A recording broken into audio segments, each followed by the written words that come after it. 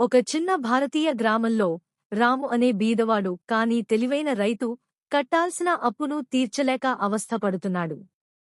ఈ పరిస్థితిని చూసిన బాన్సీలాల్ అనే దురాశపరుడు సాహుకారు అతనికి దుర్మార్గమైన ఒప్పందాన్ని సూచించాడు. రేపటిలోగా అప్పు తీర్చలేకపోతే అని బాన్సీలాల్ మొహం చిట్లిస్తూ అన్నాడు, నీ పొలం నా చేతికి అప్పగించాలి. రాము రాత్రికి రాత్రే డబ్బు తెచ్చుకోలేనని అర్థం చేసుకున్నాడు. క్షణం ఆలోచించి, ఓకే బాన్సీలాల్, న్యాయంగా ఆడదాం అన్నాడు. ఒక సంచిలో నల్లరాయి, తెల్లరాయి వేస్తాను. నువ్వు ఏ రాయిని తీసుకుంటే దానిపై ఆధారపడి నా భవిష్యత్తు నిర్ణయిస్తాం. నల్ల రాయి తీసుకుంటే నా పొలం నీది, తెల్ల రాయి అయితే నా అప్పు రద్దవుతుంది.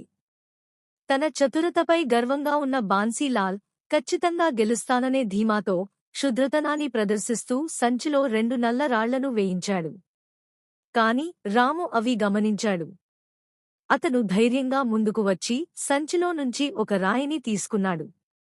కాని ఎవరికీ చూపకుండానే అనుకోకుండా నేలమీద వేసినట్లు నటించాడు. అయ్యో! రాయి నేలపై పడిపోయింది. రాము చేతులెత్తి చెప్పాడు. కాని సరే, మనం ఇప్పటికీ నేను తీసుకున్నది ఏ రాయి అనేది తెలుసుకోవచ్చు. సంచిలో మిగిలింది చూసేయండి.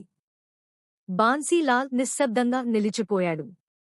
గ్రామస్థులు సంచిని తెరిచి చూసి అందులో నల్లరాయి ఉందని గమనించారు. అంటే రాము తీసుకున్నది తెల్లరాయే అవుతుంది. గ్రామస్థులు హర్షధ్వానాలు చేశారు. బాన్సీలాల్ మొహం చీకటి మేఘంలా మారిపోయింది. చివరికి అతను మోసపోయిన విషయాన్ని అంగీకరించక తప్పలేదు. రాముని అప్పు రద్దయింది.